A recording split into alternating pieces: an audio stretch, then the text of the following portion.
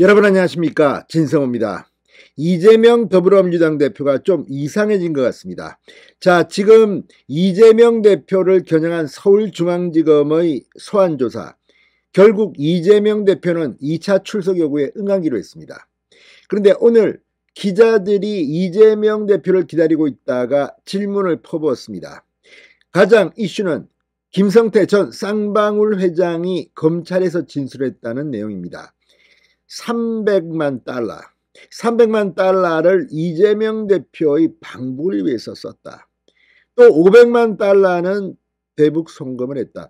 아무튼 지금 언론들이 경쟁적으로 보도하고 있는 김성태의 검찰 진술 내용, 여기에 대해서 이재명 대표에게 기자들이 물었습니다. 그랬더니 이재명 대표의 답변이 참으로 황당했습니다. 뭐라고 했을까요? 자, 그리고 오늘 이 소신파 민주당의 조응천 의원이 SBS 라디오에 나와서 이 더불어민주당의 장외 집회에 대해서 쓴소리를 쏟아냈습니다. 자, 지금 민주당 주말에 이재명은 검찰 소환 2차 조사에 응하겠다면서 민주당은 토요일날 대국민 보고제 한다. 그러면서 검찰을 공격하는 장외 집회를 서울에서 열 것을 검토하고 있습니다. 이런 가운데 조응천 의원이 이거 총선에서 지기로 작정했냐는 취지의 비판을 했습니다. 이러지도 저러지도 물론 민주당은 주말에 장외 집회를 할 겁니다. 자, 그런데 그러면서 민주당은 점점 더 중도층에서 멀어지고 열혈 지지자들만을 바라보다가 총선에서는 망할 것 같습니다. 자, 이재명 한 명 때문에 지금 민주당이 초토화되고 있습니다. 이재명이 대표직을 꾹 움켜쥐고 있으면 있을수록 결국 다음 총선 보수 진영이 압승을 할 것 같다는 생각이 듭니다. 진성호의 융단 폭격 시작합니다. 더불어민주당을 융단 폭격합니다.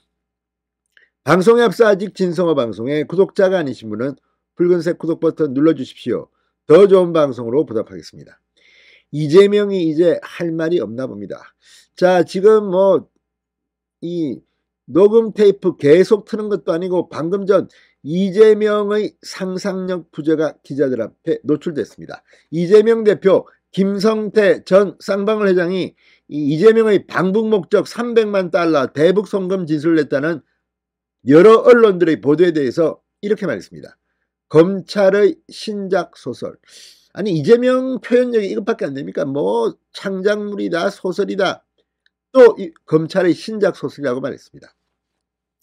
이재명 대표는 국회에서 기자들과 만나 이 의혹에 대한 기자들의 질문에 아마 검찰의 신작 소설이 나온 것 같은데 종전의 창작 실력으로 봐서는 잘 안 팔릴 것이다, 이렇게 말했습니다.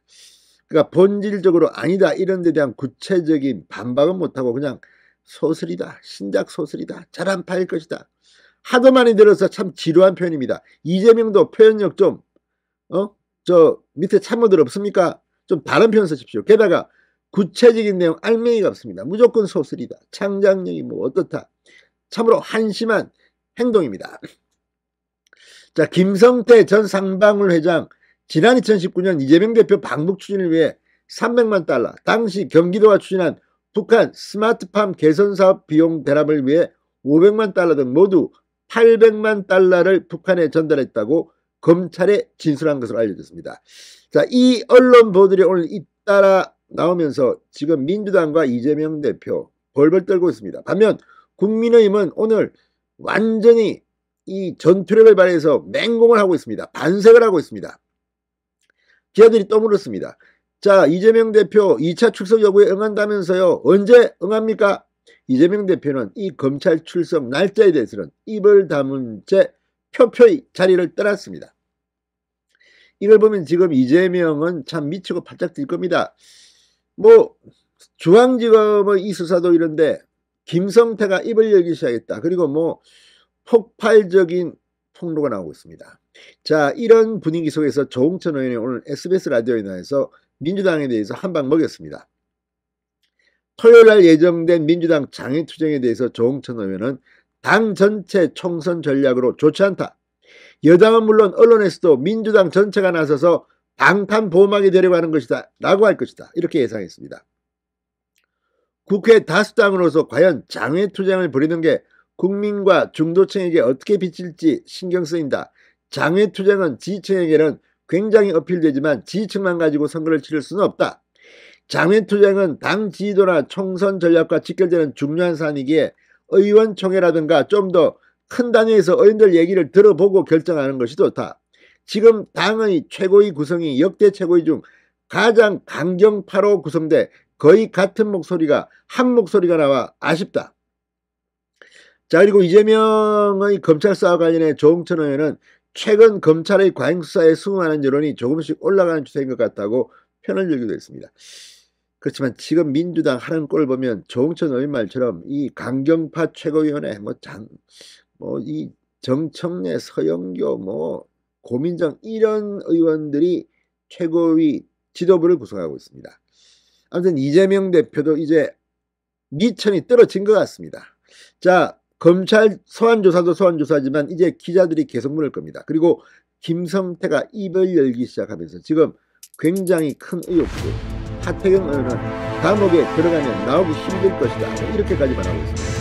이재명의 운명은 어떻게 될까요? 진성호의 윤단 폭격이었습니다. 여러분 감사합니다.